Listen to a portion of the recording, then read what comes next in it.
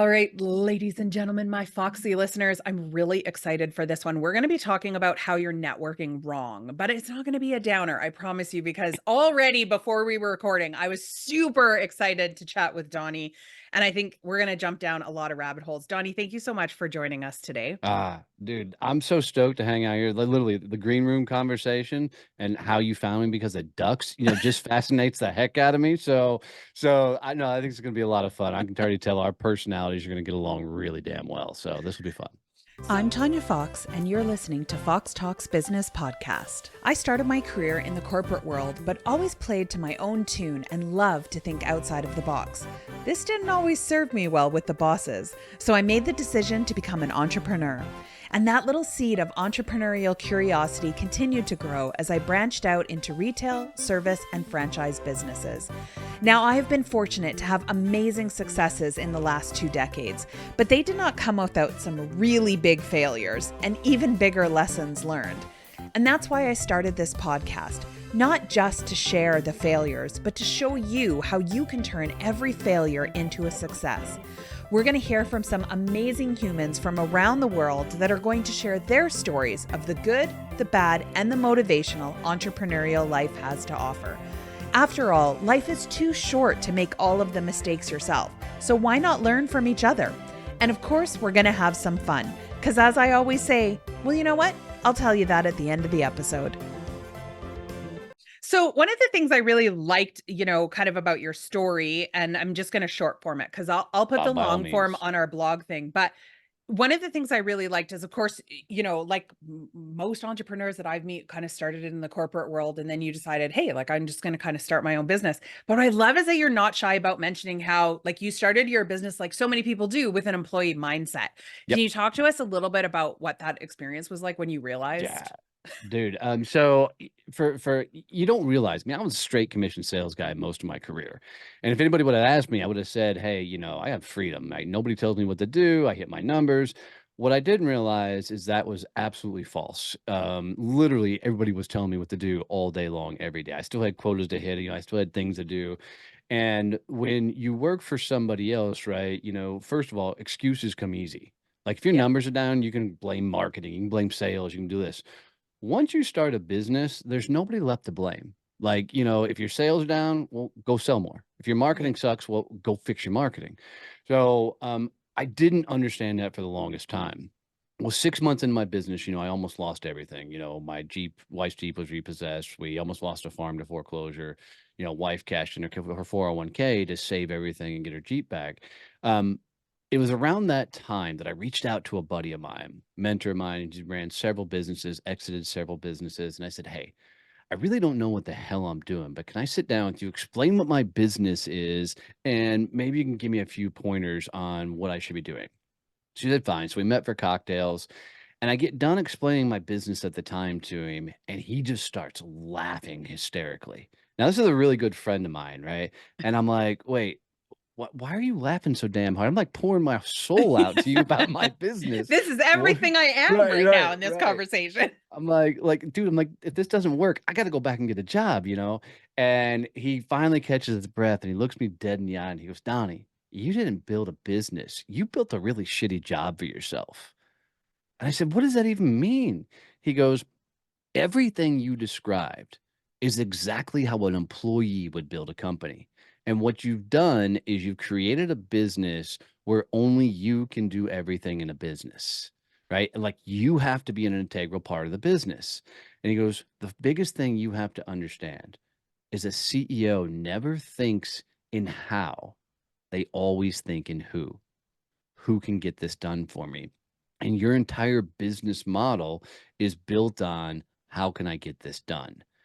That hit me in the gut so damn hard that I sat there for like a couple minutes before he realized how deep in thought I was. He goes, "You know what? I'll pick up the tab. You should drive home with that thought process." And so I did. I sat in my truck as I'm driving home, and all I can think about is what the fuck does a CEO think about? What does a CEO do? Right? Like I was so dumbfounded that I actually had no. I mean, growing up, I didn't talk to the presidents and CEOs of my companies unless something went really well or really bad, right?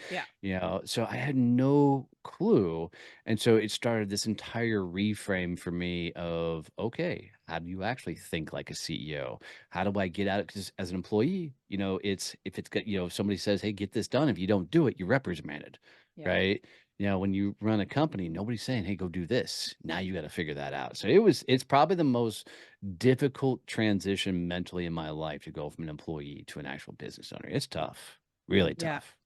And I think that there's so many people out there who, I always compare it to, somebody who works because I started sort of in the accounting genre was where I started out, and I, would always come across and I go, there's a difference between somebody who's owned a business and is doing accounting versus somebody who went to school for an accounting and doing accounting because there's a 100%. whole different spectrum of stuff that you learn, right? Yes. But I think, so often we hear the title of CEO and we're like, okay, we know what that stands for. And it just becomes an acronym. Nobody really, just kind of understands the full concept of it. But also within a business structure, it's different too, right? Yeah, Because someone who 100%. holds that position in a larger organization is different than when you're the one who's also the hierarching owner of the business, A because there's billion always that percent. bigger picture. Yeah, I mean, what people don't understand is CEO really stands for the most loneliest position on the planet. Yeah. Because if you're a CEO and you're doing your job properly, that means you've hired people who are 10 times more brilliant than you, more badass at what you need to pull off, and they're doing all the work. I read a book, and I don't remember if it was Think and Grow Rich or something, but it was talking about Henry Ford. And this came up as I was building my business. And one of the things that Henry Ford said is he had a reporter come in and go, Henry, you're not an educated man. How have you built one of the most successful, biggest businesses in the world? And he's like, you're not very smart. Basically, he was saying to Henry Ford, right? And we think back now, if somebody was telling Henry Ford he's dumb, you're like, really? I mean, how did you even think that? But basically, Henry Ford said, well, it's really, really simple.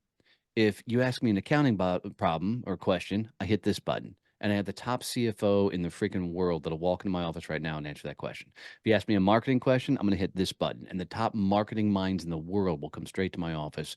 Sales, like everything, he had them on a button. And it was the idea behind if you're a CEO, president of a company, if you are at the helm, our job is to be able to create an environment where we can afford to hire the people that are just way more intelligent than we are to do the things that they geek out on and excel at so we can go do our job. And you know what our job is as CEO is we're to be the freaking face of the company. We're to be the monkey out front that says, "Hey, come look at us. We're amazing. We're awesome. You want to do business with." That's the job of a CEO. You hire the right phenomenal people and then you get your ass out front and make sure everybody knows who the hell you are. Yeah. And to me, that's the most exciting part. Like when I got to that stage myself of going, ooh, if I put the right people in place, I just get to come up with these outlandish ideas, but I now no longer have to figure out how to make them work. Right? Right, I could be like, right. let's figure out how to do this. And then somebody else gets to do it. Like to me, I'm like, that's like the ultimate. Yeah, That's the ultimate job to be like, I had here's an this great uh, idea. it's vividly brilliant. I had a mentor once upon a time, and this changed my entire dynamic of how I thought about hiring people. Is she looked at me and she said, "Donnie, you understand that it's your staff's job to hold you accountable, not the other way around. And if you're hiring people and you have to hold them accountable, you've hired the wrong people." Because they need to be so talented and good at what they do that literally they're going to tell you where to be, how to do it, what you need to do, how to show up, what to say, because they're doing all that, right? Your job is to keep that vision so big and loud that everybody knows where the hell we're going and what we're trying to accomplish, and then let them get you there. That's Yeah. their job, right? Which is I had never thought about it from the perspective of the staff's job is to hold me accountable. I thought, well, God, I've got to be the guy to make sure they're doing this and doing this. Yeah, that's micromanaging, right? Our job is to get out of their way and allow them to guide us and be able to do what they're really good at. Yeah, I love that analogy. My coach had said it was like you're on a pirate ship and you're the mermaid at the front of the ship.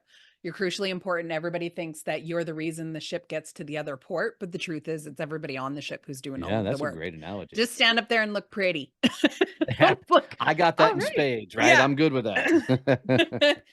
So, in doing this and like you were saying about for it and stuff, and like having those buttons, it's such a crucial piece that I think so many people miss because they think to be the best of the best, I have to know everything. It's not, Mm, I'm going to age myself here, but it's not about who's in your Rolodex.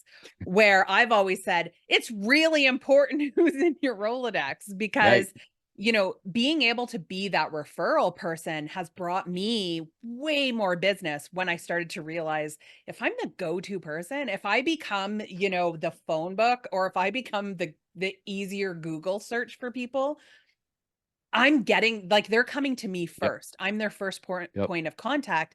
But I think people struggle with this. So talk to us a little bit about some of the common mistakes people make when they're trying to, because I think a lot of people are like, I need referrals. Referrals is going Yeah. to bring me business and, it's going to go down the slope kind of thing. 100%. So one of the things that we grew up with, and I like Rolodex, so that means we're around the same age. So one of the things we grew up with was this idea of it's not about who you are, it's about who you know. And for the longest time, many years, I could not wrap my head around this because in my world, I was never a good sales guy. Let's be honest. Like, even though to this day I could stand in front of a room and teach cold calling, where I dial and you can hear both sides of the conversations. Like people can go to YouTube and type in Donnie Boivin live cold calling and you can see it. I hate doing it and I don't want to do it, but I mean, I can because I can't teach it if I won't do it myself, right? Yeah. So I did not want to go do traditional sales. I didn't want to go door knocking. I didn't want to do cold calling. If I wasn't going to do any of those, I had to get really good at networking, like really good at networking. And so as I got into the environment of networking, I kept hearing all these people say, it's not who you are, it's who you know. And what I realized is they were actually wrong. It has nothing to do with who you know. It has everything to do with who knows you and who will bring your name up in the right conversations.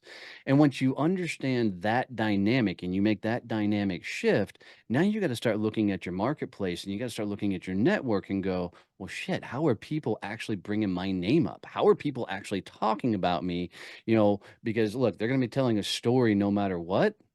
You might as well help them tell the right story. So, what I think a lot of people do is they're out there trying to collect as many people as they possibly can, meet as many people as possibly can, without actually thinking through how or who do I need to meet that can or is getting into the conversations where my name actually needs to be brought up, right? Where people need to be talking, like whatever your service is, whatever you sell, like, right now I sell, B2B networking groups all throughout North America. When somebody speaks about networking, I need Donnie Boivins and Success Champion Networking. I need those two names to the forefront. And as soon as somebody says networking, I need somebody to either go, wow, have you met Donnie? Or have you been to one of the SCN groups?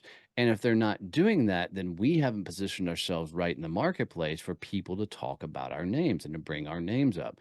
So that's the forefront. You got to quit looking at networking, and we can jump down a whole lot of these trails, but Yeah, let's we jump down gotta, some of those. we got to look at networking as a whole of who needs to be bringing my name up versus who do I need to be networking with, right? Where are those rooms? Where are those places I need to get into? Yeah. But So let me help you jump down a rabbit hole because bring we it. talked about this a little bit beforehand, but I think a lot of people, because I've gotten this recommended, I'm starting to get it more. I don't know if they're gearing up or I don't know what the hell is going on, but I've had a lot of people go, how come you aren't part of like these BNI groups and all of this other stuff? Tell me what your thoughts are on that. So let's dance. So BNI is an amazing organization. They're the largest networking organization on the planet. BNI is where everybody learns how to network. It's that first place people traditionally go. BNI works best if you're a B2C business. If you sell business to consumer, you're a realtor, a handyman, mortgage, title, all those type of things, financial advisors, BNI is an amazing place to go.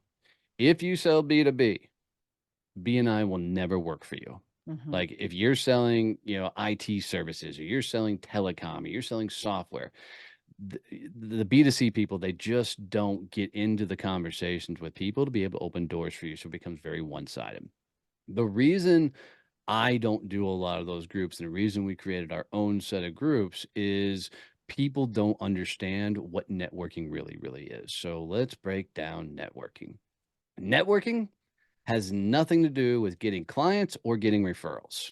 Okay. and we're going to have to unpack this a little bit. And I love talking through this. So, a referral, by definition, is Bob meets Sally. Sally, I've told Bob all about your services, and he's excited to meet. So, a referral is an introduction with a sales call attached. Like there's an expected sales conversation, whether it's sales discovery, sales clothing, whatever, right? There's sales attached. 90% of networking out there, you're never going to get that introduction. And the reason you're never going to get that introduction with the sales call attached is because I'm never going to get into the right conversation with people and hear the things that will allow me to bring your name up in a conversation. Like, if you sell telecom as a service, I'm never going to be in a conversation where somebody's like, I fucking hate my phones.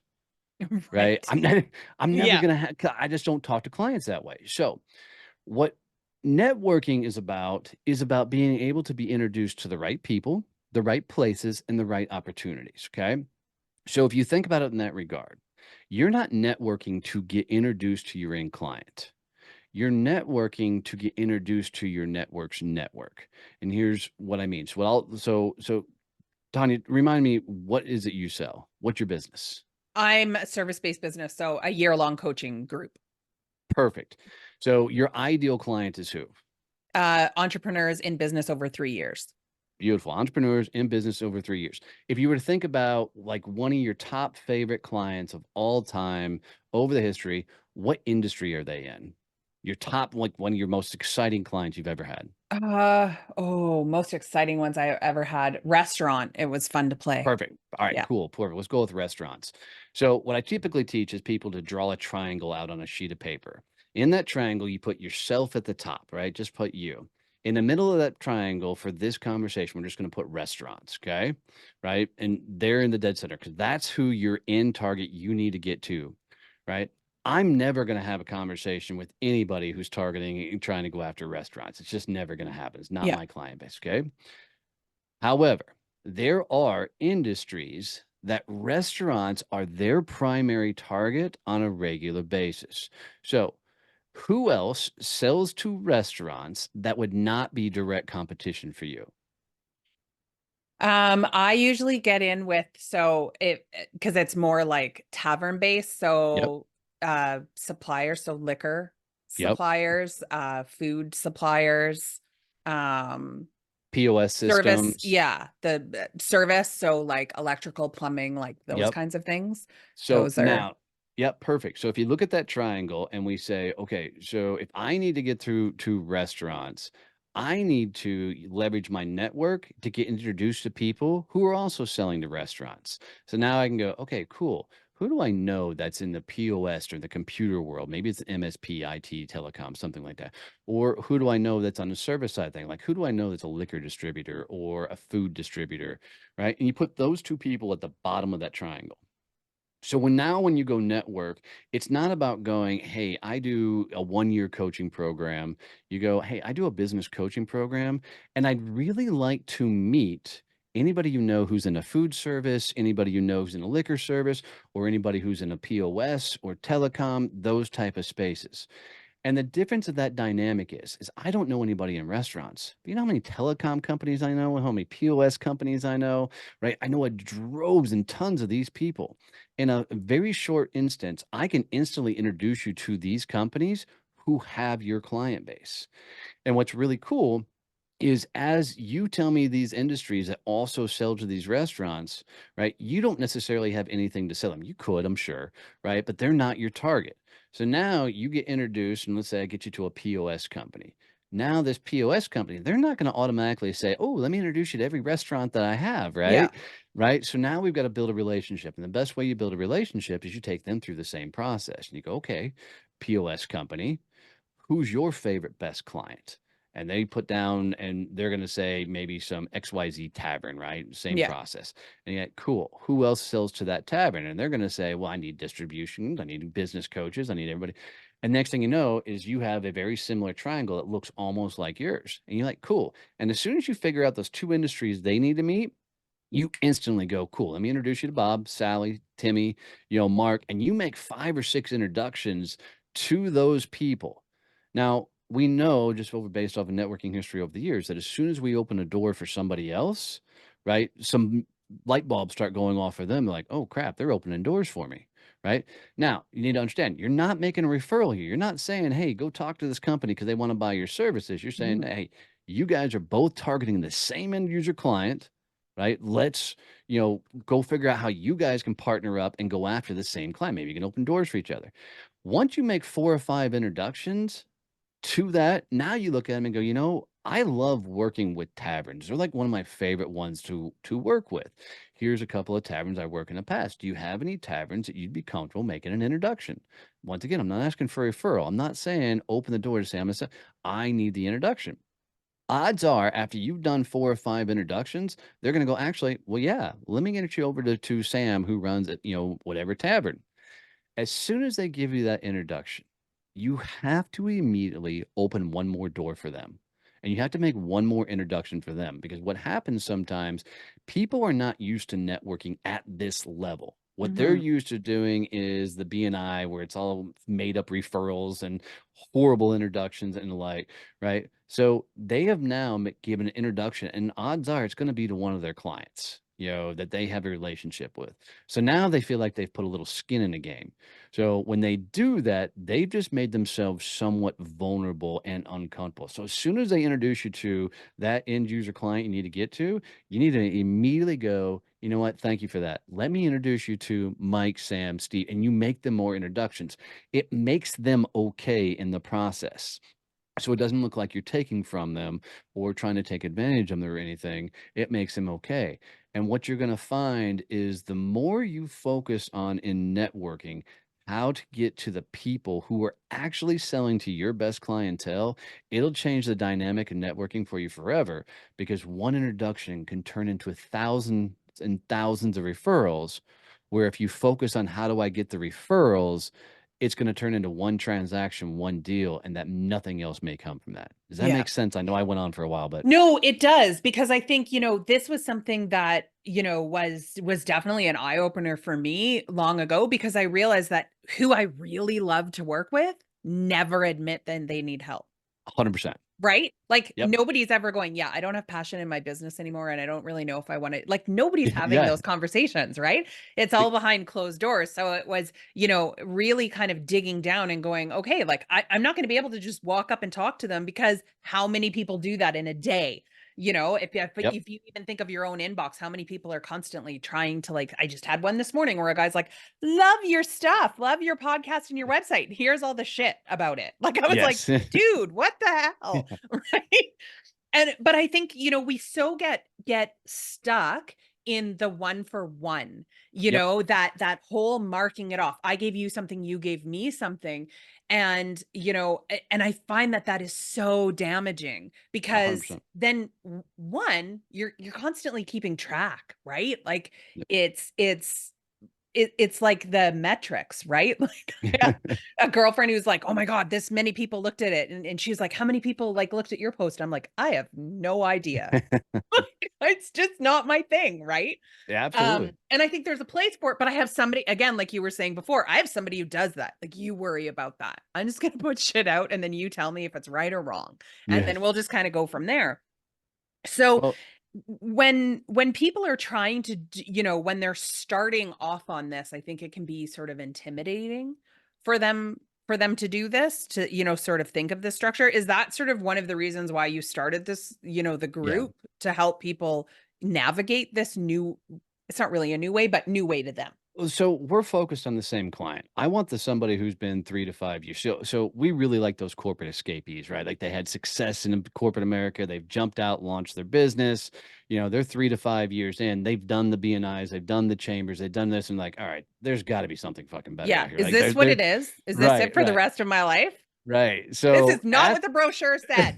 100%. Yeah, well, and to be honest, if half of us knew the crap we were gonna have to do to actually build a business and what we would have to endure, we wouldn't have signed up in the first No. damn place. Right? So but yeah, we want those people that have gone through all the rookie stuff and they're ready for that next tier. And when they come into our world, we know we have to reprogram them to rethink how they're networking because uh, most of the networking that's taught out there was taught by transactional people. So if you go look Mhm. at their backgrounds in history, they were life insurance and realtors and mortgage, and nothing against those people. But once they make a deal, they can move on to the next one, right? They typically do. When you sell B2B, this conversation doesn't matter. I'm looking at where does this conversation get us in the next 5, 10 years, right? Yeah. Because it's the B2B, it's a long sale. So we're looking for those people that are understanding that they've got to get around other people that understand a higher level of networking and are getting into higher level conversations. So we built it because the gap in the marketplace was, if I'm a telecom and I walk into that room full of realtors, I can make some introduction for them. But if you ask a realtor, hey, what were your last three houses you sold? What did they do for a living? They're going to say, well, one was an engineer, one was a doctor, one was, maybe an attorney or lawyer, but they're not decision makers inside of companies that can introduce to your network. So we created an environment where everybody's focused on that higher tier clientele.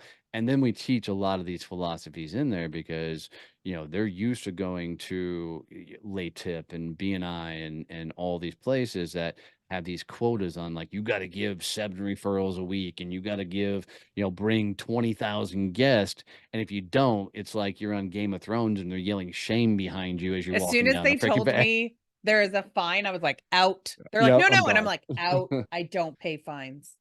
Well, and so the reason they put this quota and status in place is they needed people to, you know, fake like they get an ROI Yeah, be of invest. Yeah. networking. Yep, yep, right. Yeah. So we tell everybody, I'm like, you need to put an ROI to every piece of networking you do. Like, if you don't know what the return on your energy and environment and the likes about of what you're doing, then how can you know it's effective?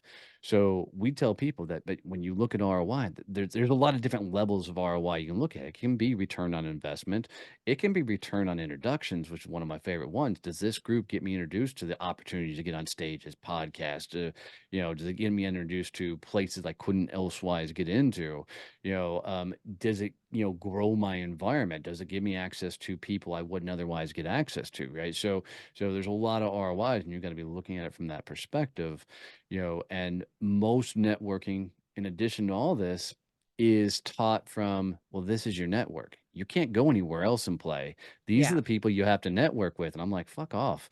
Anybody who tries to tell me where and when I can network, they're not running my business. They have no control or say over where and what time I should spend in networking. I'm going to go do what's best for my company.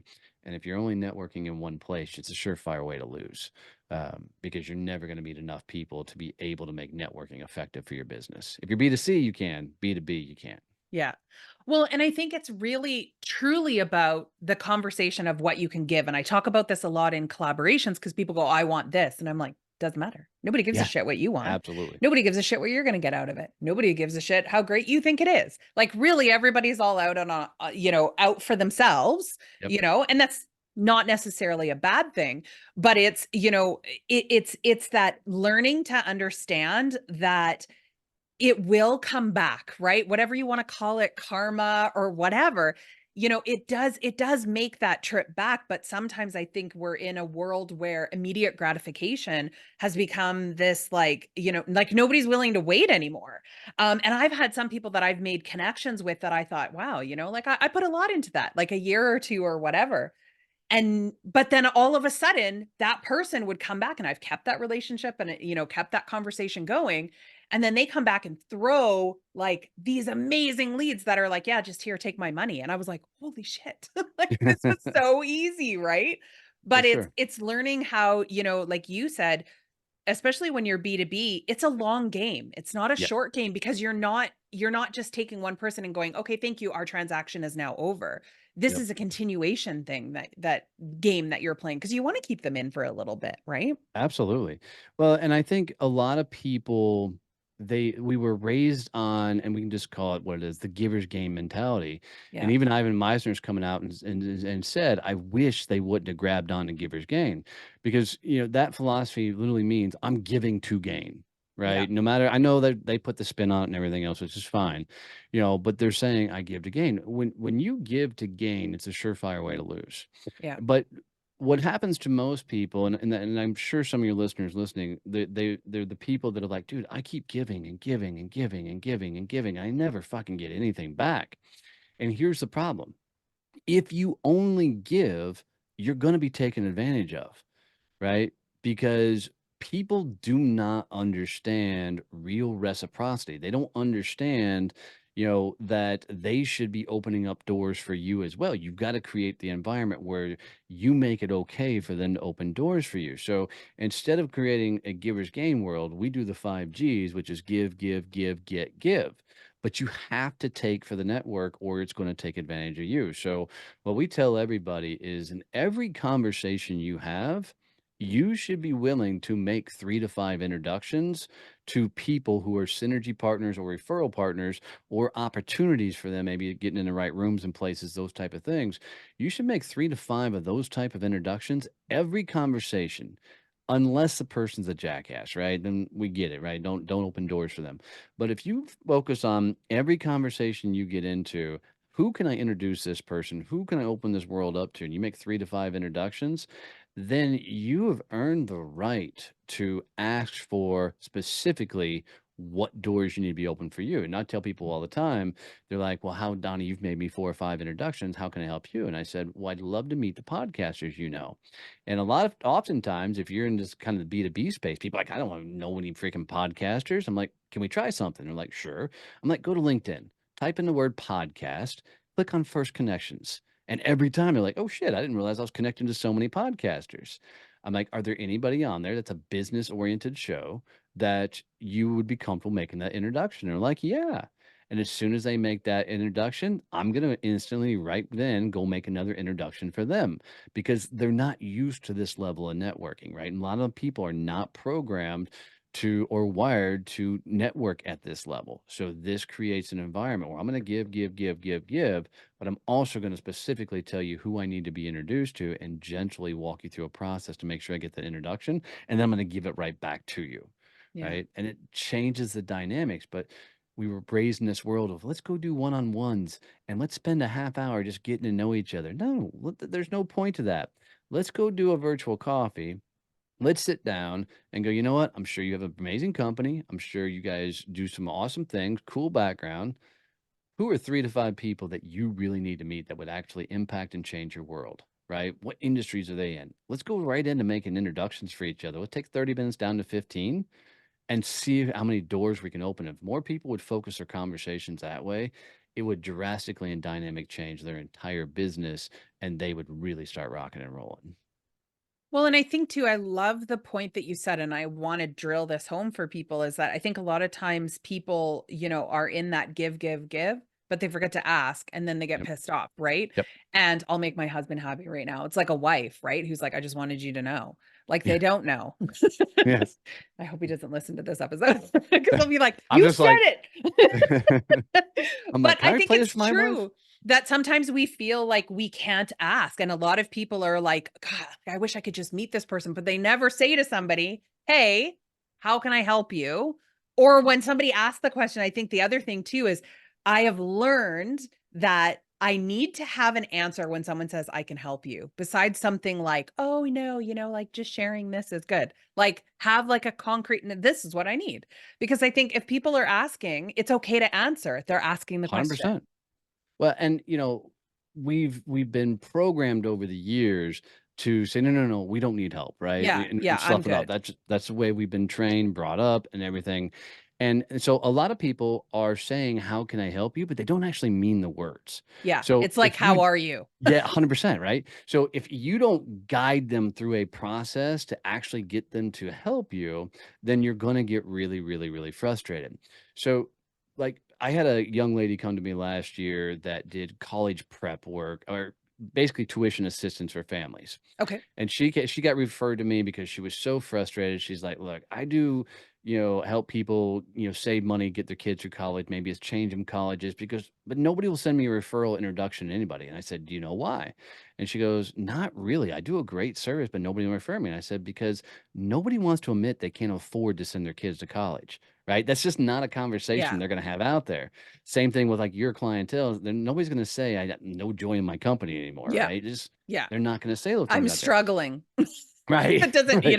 yeah, no. It's just not going to be there. So, but somebody is intimately having that conversation with them on a regular basis. And I said to her, and I said, so if you do this, tuition assistance, I said, who has given you the most referrals? What industry has given you most referrals? And she didn't skip a beat and she said, bookkeepers.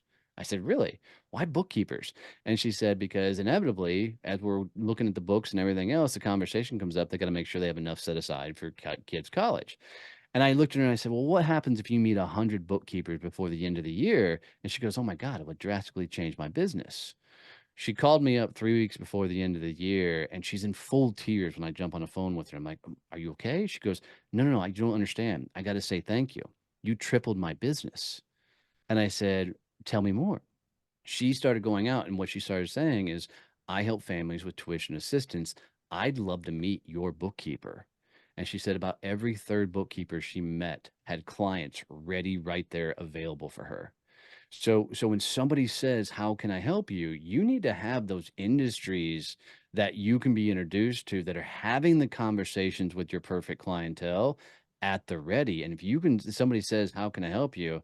And I say podcast, and I'm looking for business podcast, can we go look at LinkedIn, right? If I can direct them to that, they'll actually go, "Shit, I actually really want to help this person. They've helped me. I want to give back," and you give them that opportunity and teach them how they can actually serve you back. It's the coolest thing ever. Yeah. And I think having that step by step also helps people too. Cause like you said, they kind of, it's such a, weird question or can Yep. sometimes be a weird question that takes them back a minute and then they, your mind goes blank kind of thing where you're like, Yeah. I thought I knew people. Yeah. Well, yeah, I it's like don't you said, know. Right. it's that "how are you" thing, right? So, "Hey, how are you?" Yeah. "Great, how are you?" Right? It's that pre-programming. So Yeah. they're saying, "How can I help you?" In that pre-programming, right? We have to disrupt that traditional, "Hey, I'm good, don't need Yeah. anything." So it's like when people ask me how I'm doing, I'm going, dude, I'm freaking awesome, amazing, badass, and wonderful, but I'm getting better because I want to interrupt that traditional response." And I learned that from Zig Ziglar, by the way, but I want to interrupt that traditional response. It's the same thing here. When they say, "How can I help you?" It's a mechanical move for them that we actually have to disrupt and get them to do the things. You need to figure out, cool, what's the industry I need to be introduced to? What's the steps we can go through that makes it easy for them to be able to make that introduction? And then how do I come back and make them okay, which is to make them another introduction? Yeah. And I love this thinking too, because I think it's so much like people want to help. Other Yes. business owners genuinely want, want to help because euphoria, like you just get a good feeling when you helped someone. But I think it's true. I will always ask someone twice how they are because I know the first time is a robotic response, so Absolutely. I'll go like what does that mean? What does fine mean? Right? Like fine like wine or fine like you're about to lose it, And but I think it's, sometimes people need that permission almost Agreed. to expand a little bit more to say, and I remember this, being in retail, and I've told this story before, is I would go like to neighbors and be like, "Hey, like how's your day going? Like what's wrong?" And they're like, "Oh, like good." And I'm like, "Really?" Cuz like I hardly have anybody coming in my door and just having that vulnerability allowed them to go, "Oh god, me too." Yep. Right? And it was so interesting that I was like, "Hey, if I can be that person, to be the, to just allow them the comfort to go, I'm not coming in like I want the truth. This is a Yep. safe space, and to do that is, hey, yeah, I need help too. I think people need, it's an easy permission to give, but it allows people to be like, oh, okay, yeah, I can do this. It's you're not the next person just trying to sell me your product. Absolutely. Saying that made me think about when I was young in the networking game, and everybody would come up to me, and I always said, "Dude, I'm just crushing it. Freaking life is awesome." And right, and I was selling sales training early on, and I had a older guy pull me aside, and he goes, "Can I give you some advice?" And I'm like, "Okay." He goes, if I were to ask you right now how you're doing, or how's business, what would your answer be? And I said, dude, I'm crushing it. Life is good. He goes, every time you say that, you make yourself unreferable. I said, what do you mean? He goes, if your life is crushing it, if you're amazing, you don't need my help. You You don't, don't yeah. need my introduction, right? Everything's awesome. And he goes, are you crushing it? And I was like, fuck no. I'm like, like literally at the time, I like Like business is compacting everything that I'm losing? Yes. right. Right. And he's like, so you need to think about how you're responding to people because when you say everything's amazing, two things happen. One, we know it's not true, right? Because some days it might be, Yeah. but especially if you're running your own business, you just got your teeth kicked the fuck in and you're just putting on a good face for the day. Yeah. You know, so, you don't want to, completely bleed all over somebody, but you can also say, you know what? Business is growing. We're figuring a few things out, but I'm really trying to figure out how to get introduced to, these type of people on a more regular basis. So haven't fully figured it out, but the more honesty, like you said with that one, really, like people aren't coming in the door. It's that same thing when you can get a little vulnerable. Like you don't want to bleed all over them, but if you get a little vulnerable up front, watch people lean in because they truly do want to help you and, help you grow personally and professionally. Yeah. And I think this works too, not only in gathering business, but this is a model that, you can use for even getting staff. Like Yep. I've never run ads. I've always been like, hey, this is who I'm looking for. This is like the type of personality or mindset. Do you know anybody?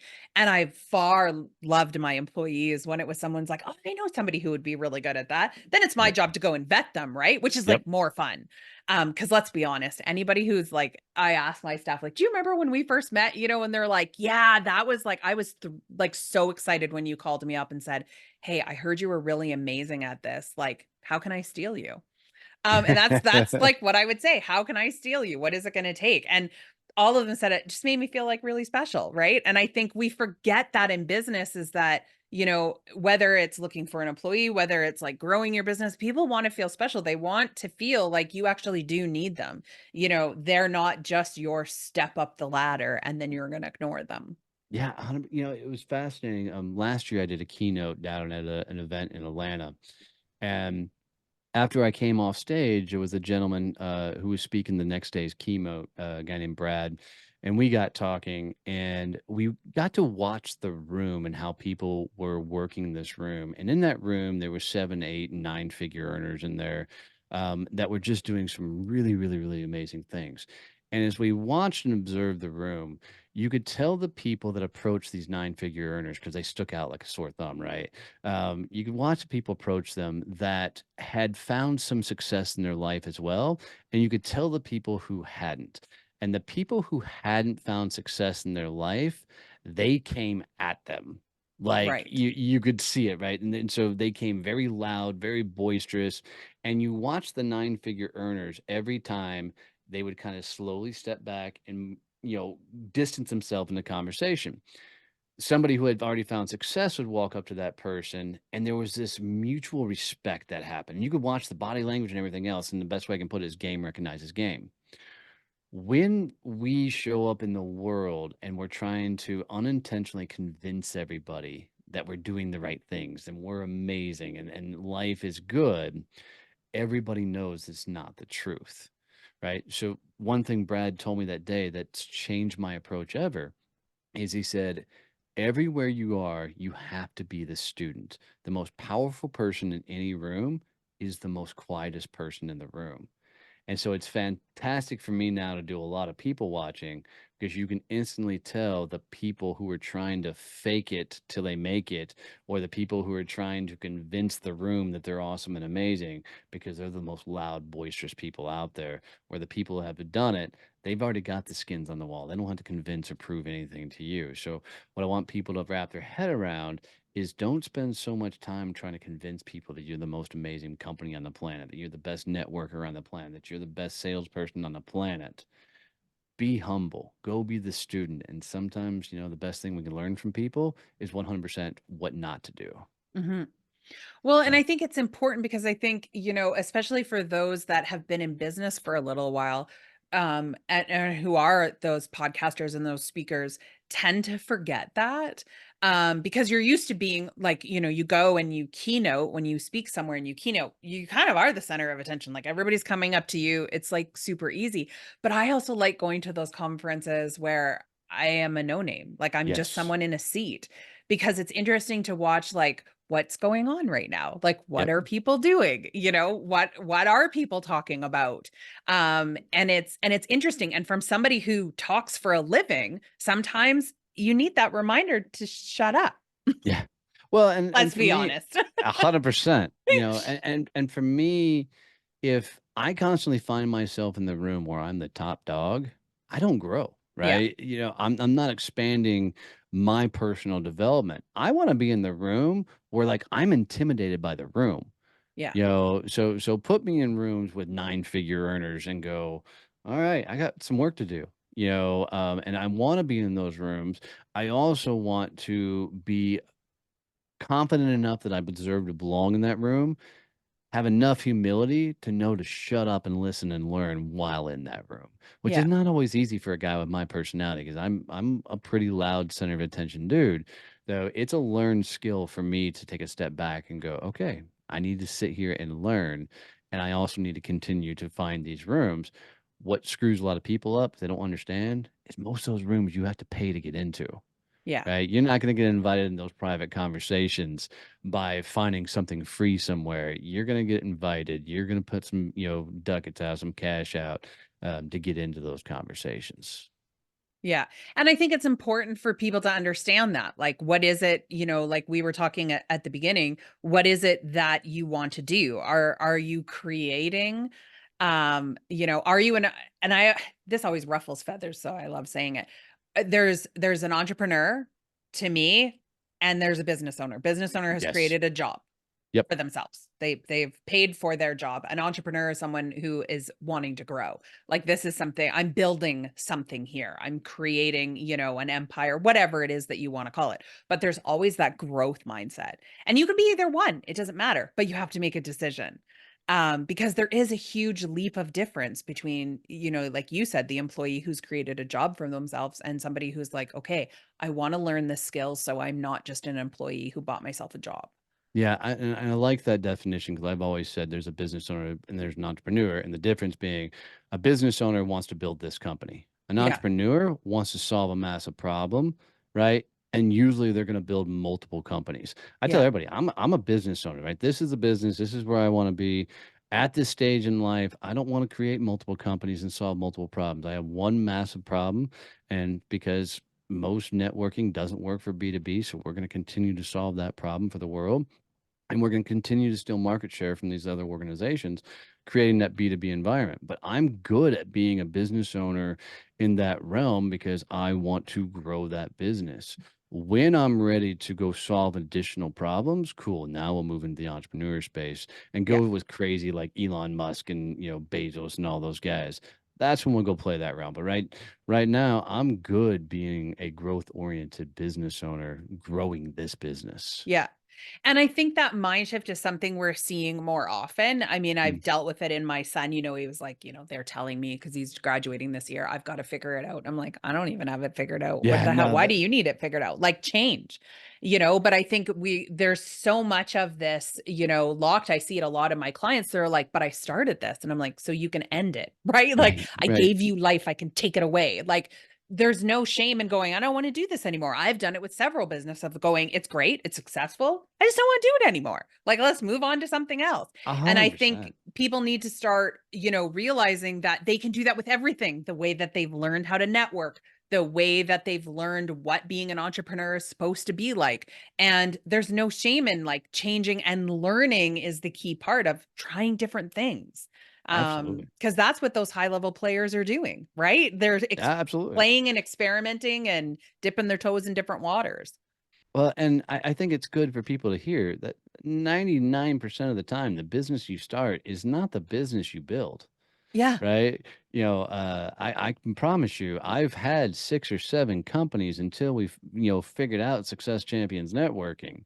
And once we got that one right, we went all in on that business. But, leading up to that, God, we had podcast production companies, sales training companies. We had a magazine going for a while, right? And all these ideas. And it was all because we were searching for the business, right? And trying to figure out what's going to work. And so if you hold on to a sinking ship, like, and you have no passion for it, it's not working, freaking try the next one. Yeah. You know, uh, we all have that kind of same mentality if we don't want to go back to corporate America, Yeah. right? But I'd make a horrible employee. oh, dude, I'm My husband broken at tells this me one. that all the time. He was like, "You Yeah. would be the worst employee." And I'm like, "Cause as soon as someone talks and I'm like, there's a way to fix that." Right. I think, people that haven't started their company, right? They think, God, I'm gonna start a business, it's gonna be so much easier. They don't know what Yeah. the hell they're fixing to get into, right? Yeah. Building a business is by far the toughest thing I've ever done, in my entire life. Now, flip side of that, building a business, I think, is the most beautiful way to meet the person in the mirror because there's no other tool on the planet that will help you see what you're actually made of than trying to build a company. Because the only people who find success in building a business are us jackasses that were too dumb to throw in the towel. Because Yes. when logic said, Yeah. man, you should just go back and get a job or you should not keep pushing through, we kept pushing through until it broke loose enough that we could build a company out of this. And uh, the ordinary average person ain't gonna let themselves go through that crap. Yeah. Cause it is a crazy mindset. Like, even when I look back, like on, years leading up, and people go, wow, like it must have been great. And I'm like, no, No. they're like, if you were to like give the laundry list of like, here's all the stuff that you're going to go through and times where you're crying and times where Yep. you're watching stuff, walk out the door and the craft dinner nights when you're just Yep. like, one day this will be lobster, you We'll look like, back on this and we'll where make and most laugh, people are right? like, I'm just going to go get a job. I was Yeah. like, not a chance in hell. Like that has always been my motivation, right? Like Yeah. I don't want to do that. I don't want, I'm not ready. Not to say I may never be, but right now I was like, there is no way. And numerous times in my family are like, even still to this day, you kind of have to have that shell. Cause I'm Yeah. 26 years in and I still have family members going, have you thought about going to get a job? Like, and I'm like, 2 decades, we're still on Right? this question, right? It's not, it's, just it is just a different, I think, mindset, a different survival technique that's just kind of you learn it along the way. Yeah, absolutely. I found a trick that worked really, really well for me. And, I think somewhere along the line of life, a lot of us, made it okay to let ourselves down. Like it was Yeah. no big deal if we didn't follow through and do the thing. So I knew I needed some sort of outside of accountability to push me forward. So one of the things that I did is as I was building a business, I pictured myself in this big ass stadium and that there was tens of thousands of people watching me. And they weren't watching me to see if I was gonna fail. They were watching me to see if I would throw in the towel, because if I quit, I made it okay for them to not chase their dreams. With the Right. idea of if Donnie can't do it, I can't do it. So I kept this playing on a loop that I can't quit. I can't stop. Because if I quit, these 10,000 people, they're all imaginary, are gonna be looking at me going, well, if Donnie can't do it, I can't do it. Yeah. And Thanks for that the was a permission. yeah, yeah, so that became a thing of I'm not gonna stop because I'll let them down. It was so Yeah. cool. I think for me, like one of my biggest things was, again, totally stole it from my husband, but I copyrighted it, so it's mine now, which is the tagline for the show was really having fun. And I was missing that a lot Mm. in my journey. But again, coming from that mindset of you can't just walk away. Like, why would you walk away from something that's successful? And realizing that I was okay with the answer of, but I don't like people anymore. Right? Right? But realizing that, I wanted to be able to give myself permission to go, it should not be, I'm going to have that strife. I'm going to have that struggle and there's always going to be that yin to the yang. But if I'm not having fun in it and I'm not enjoying it, I'm allowed to walk away to create something else that I want to give the Yeah, world. I don't have to stick with this forever. I don't have to make this 100-year company because I get to carry all of my experiences with me. And for me, that was a really valuable experience of diving into, the restaurant world, the franchise world, retail. I became a better business person all around because I tried these other things. Had I pigeonholed myself into an accounting company and just that service base, I would be a totally different person today. Yeah, I love that because skills, they stay with you. It's like you Yeah. learn a skill, you don't like to this day, if you haven't ridden a bike since a kid, you can still jump on a bike and odds are you can still ride it somewhere, right? Yeah. You know, just because you learn a skill doesn't mean it goes away. So they stack, they stay with you. And so all those experiences, like I can look back in almost every company that we had and everything that we've done, and there's a portion of it that we're doing now inside of Success Champions Yeah. Networking, Yeah. right? That's It true. comes Yeah. along for the ride. And so I love the fact that you gave yourself permission because a lot of people, to your point, they don't. They get in, they're like, by God, this is the business I have to build. Yeah. And what they don't allow themselves to understand is sometimes they turn to passion into business. Now they no longer have that passion for it anymore because it's no longer any fun. Yeah. Or sometimes they thought they should have started this business because that's what they did their entire career. Right. And in like for me, I never wanted to launch networking groups. It was just never going to be a thing for me. And lo and behold, now I run one of the largest B2B networking organizations on the planet. And it's because I kept finding things that were fun, solutions and problems I could fix, and we just doubled down and kept going in. And I love your barometer of fun because if you're not having fun, why the fuck do it? Yeah. Like, and I think we lose sight of that, right? Like for me, I get up in the morning because there's something exciting that I'm going to do, right? I get to try stuff out. It was how I came to love collaborations because I got to try like weirder and weirder stuff. And Yeah. for me, that was exciting. But like you said, at the beginning, you want, what are you doing to make yourself known for that word? Yeah. Like me, I always like I say to people, if you ever want to call me, like screw a bat signal, just like say collaboration 3 times because it's a word that I'm like, what are we talking about? Like it'll Right. always perk me up, but I'm making sure I'm included in those conversations. I'm making sure that I'm asking questions like, what does that mean to you? Like, what do you like doing? Give me some ideas because I know I'm not trying to drum up business. I'm trying to like, what are other people doing? How do they feel about it? Right. It's almost like I'm gathering information, right? Like I'm just like, give me all the stuff. A And I hundred think it's percent. important, right? Yeah. I mean, let's be honest. We're all trying to win. We're coming at it from different directions, different places. You can't look at the world like it's all competition. It's a surefire way to lose. Yeah. Some of my greatest collaborations are people who are could be considered as direct competitors to me. Aren't they Like, fun to flip? oh, dude, it's amazing. I take great pride when they're like, not a chance, man. And I'm like, you're going to be mine. I'll flip you, damn it. You're going to like Right? me. 100%. Well, and there's a networking organization called Provisors, and if you're a CPA, an accountant, a bookkeeper, a lawyer, that is a beautiful organization for you because that's what they 100% what they cater to and they focus on, right? That's not our world. That's not the game we're playing in. We do have them in ours, so we send people to them all the time. They send people to us all the time. And when you can find these cool collaborations of people, then people are like, "But aren't they direct competition?" No, right? They're like, uh, you know, you and I could stand on a stage right now and say the same topic, same conversation, teach the same damn thing. And some of the people are gonna go, that dumb country fucker in the ball cap that talks too much. I don't want anything to do with him. Give me the gal, right? She's Yeah. nice. And vice versa. Gonna be some people go, I don't want to go with her. Give me the dumb country guy, right?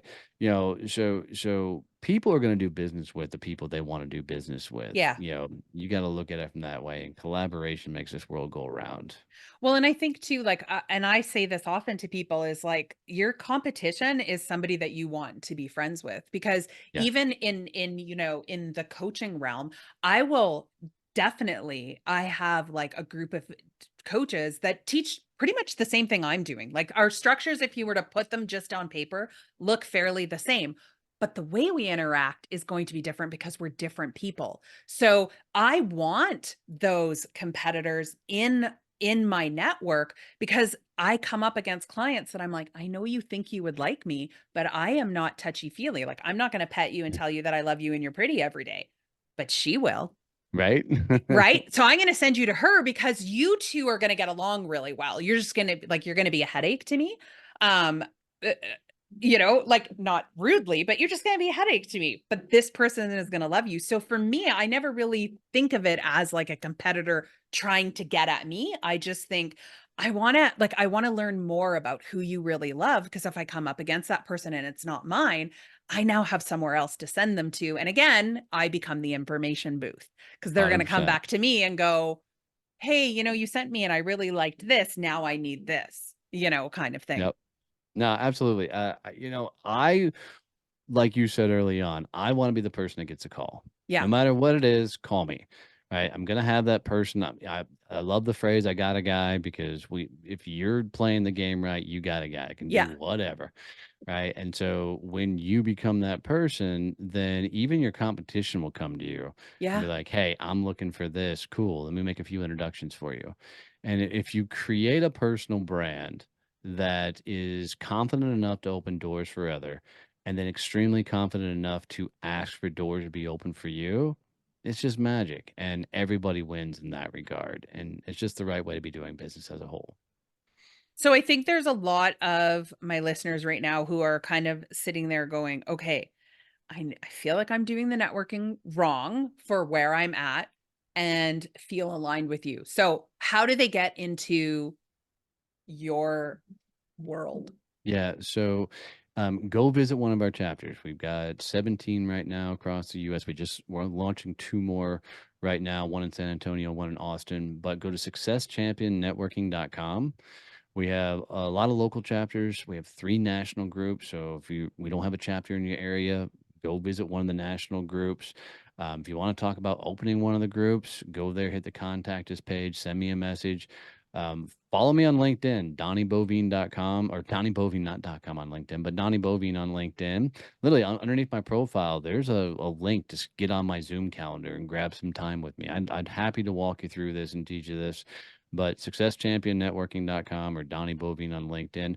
But guys, do me a favor. If you've got any tips, tricks, any values out of this so far, do Fox Talks a freaking favor and take a screenshot wherever you're watching or listening to this and post it on social media. Tag me in it, tag Tanya in it. And if either one of us see it, I guarantee we're going to come comment on it.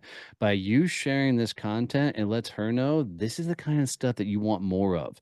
So even if it's not this episode, there's another episode you really loved, go take a screenshot of wherever you're listening to that and post that on social media for it and tell others they should go listen to this episode too. Having my own podcast, I can tell you, growing an audience is one of the toughest things in the world. So if you do this, it helps her out tremendously. So go give her some love and share it to somebody. Well, I couldn't even said that any better. Thank you so much. And I love seeing that's my favorite part of doing this is seeing because that's where I learn the most, right?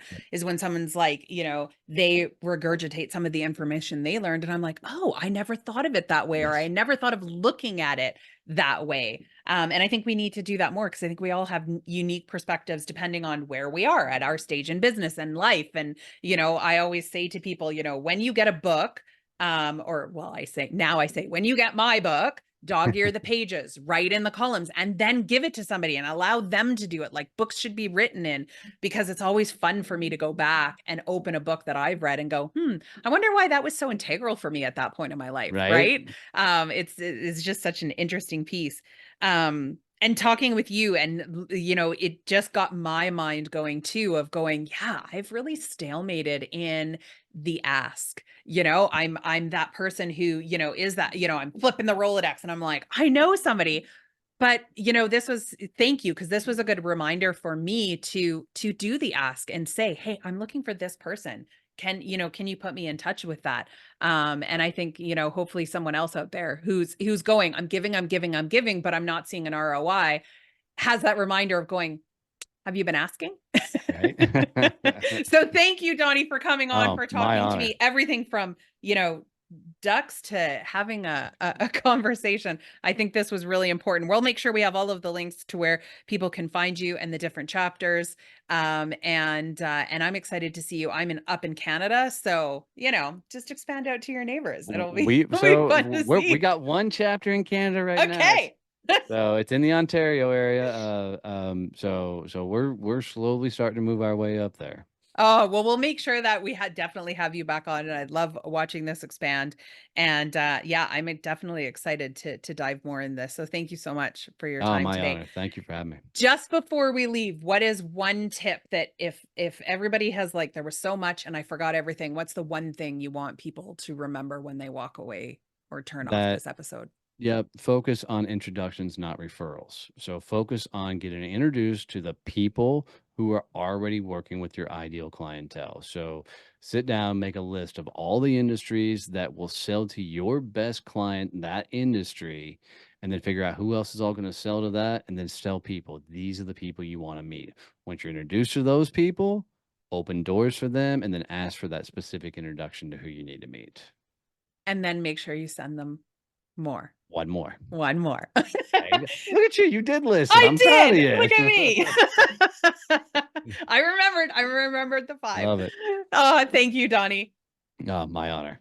Referrals is something that we all want for our businesses. What makes our business work, right? Word of mouth, whatever it is that you want to call it. But I'm hoping that this conversation with Donnie helped do for you what it did for me, is open your eyes that there are other ways to network. And we need to sort of turn ourselves on our head of how it is that we're doing this. What rooms are we putting ourselves into? What referrals are we actually wanting to get that is going to get us in front of those, those people? And as I said in the episode, one of the hardest things for me is finding those people who are having a problem, because the last thing people are doing is coming out and going, yeah, I'm having a problem. This is what I'm suffering with, because we all have that, we don't want to admit. We don't want to admit that we're not doing okay.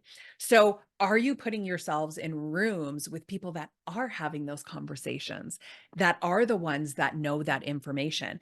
And are you creating those connections? So when they're, like Donnie had said, the example of the bookkeeper, when the bookkeeper is seeing this, they can go, do you know what? I know somebody who, can solve this particular problem that you're having. And it is about give, give, give, get, give. We have to do the last one, because I think that was such a key thing, that you don't want people to be like, oh, you got the connection, so now we're done. And it just creates that continuing relationship, which is what we all want to do. So I encourage you to definitely check out the show notes. Go check out Success Champion Networking as well. Check out the Badass Business Summit. We're going to have the links to all of this information, and go check out his LinkedIn page. I want you to follow that. I also want you to go and check out a chapter and just see, how is it that I want to show up in rooms, and what rooms do I want to show up in?